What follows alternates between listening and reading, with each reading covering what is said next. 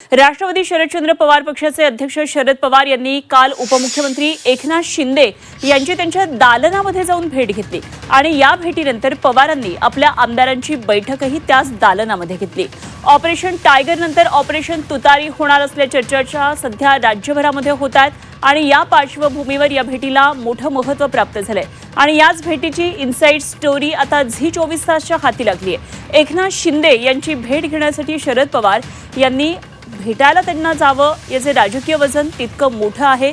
शरद पवार भेटीसाठी आल्याचे कळल्यानंतर एकनाथ शिंदे यांनी मंत्रिमंडळाची बैठक सोडून शरद पवार यांना येऊन ते भेटले आणि शरद पवार यांनी आपल्या आमदार मोजके खासदार यांच्यासमोर एकनाथ शिंदे यांच्या दालनामध्ये त्यांची भेट घेतली आणि बैठक घेऊन आमदारांना संदेश देण्याचा प्रयत्न केला।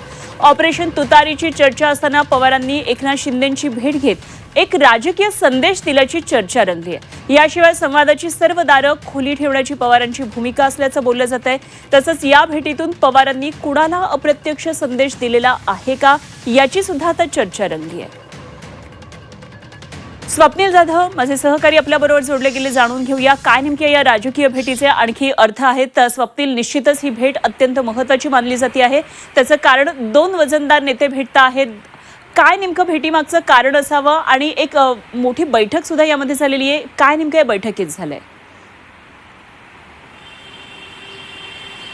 नक्कीच विधिमंडळामध्ये काल महाराष्ट्र कर्नाटक सीमा प्रश्नासंदर्भात बैठक होती आणि बैठकीला शरद पवार उपस्थित होते। मात्र बैठकीनंतर जेव्हा शरद पवार निघाले त्यानंतर ते थेट उपमुख्यमंत्री एकनाथ शिंदे यांच्या दालनात गेले। त्या ठिकाणी त्यांनी स्वतःच्या आमदारांची म्हणजे राष्ट्रवादी काँग्रेसच्या आमदार खासदारांची सुद्धा बैठक घेतली। मात्र राष्ट्रवादी काँग्रेसचे अध्यक्ष शरद पवार हे दालनात आल्याचं समजताच कॅबिनेट सोडून एकनाथ शिंदे जे आहेत ते दालनामध्ये आले। त्या ठिकाणी त्यांनी राजशिष्टाचार केला, त्यांची पुष्पचक्र देऊन सदिच्छा भेट सुद्धा झाली। त्या ठिकाणी एक बैठकीमध्ये कुठेतरी चर्चा सुद्धा झाली अशा प्रकारची माहिती आहे। मात्र यानंतर उपमुख्यमंत्री एकनाथ शिंदे हे कॅबिनेट बैठकीसाठी गेले, मात्र शरद पवार त्याच दालनामध्ये होते। त्याच दालनामध्ये सर्व कर्मचाऱ्यांना एकनाथ शिंदे यांनी त्यांचा आदरातिथ्य करण्याचा सुद्धा निर्देश दिले होते। मात्र या बैठकीमध्ये शरद पवार यांनी आमदारांची आणि खासदारांची बैठक घेतली, खरं तर राज्यातील परिस्थिती संदर्भात माहिती घेतली। मात्र ही चर्चा असली तरी दुसरी चर्चा यामध्ये आणखी 2 ते 3 मुद्द्यांवरती झाली असल्याची माहिती समोर येते, ती म्हणजे विलिनीकरणासंदर्भातील राष्ट्रवादी काँग्रेसचं विलिनीकरण होईल अशा प्रकारची चर्चा गेल्या काही दिवसांपासून सुरू आहे। या संदर्भात सुद्धा कुठेतरी चर्चा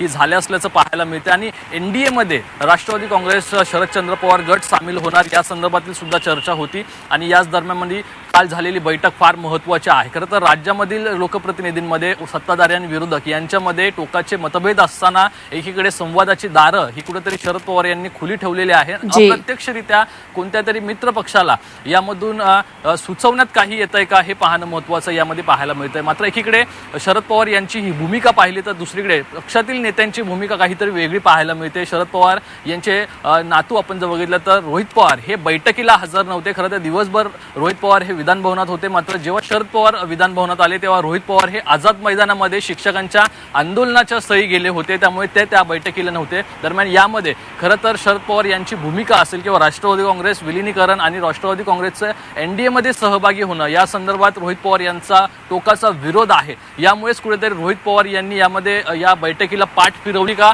अशी सुद्धा चर्चा एकंदरीत यामध्ये पाहायला मिळते आणि इकडे महायुतीमध्ये राष्ट्रवादी काँग्रेस शरदचंद्र पवार गट हा येऊ पाहतोय का, यासाठी संवादाची दारे कुठेतरी खुली आहेत का असं एकंदरीत या भेटीतून आपल्याला पाहायला मिळतंय। निश्चितच जरूर या सगळ्या राजकीय घडामोडींवर लक्ष ठेवून राहा स्वप्नील। आज अजून या संदर्भात पुढे काही घडतंय का ऑपरेशन तुतारीच्या दृष्टीनं, यावर आपल्याला लक्ष ठेवायचंय। तुर्तास धन्यवाद दिलेल्या सगळ्या सविस्तर माहितीसाठी।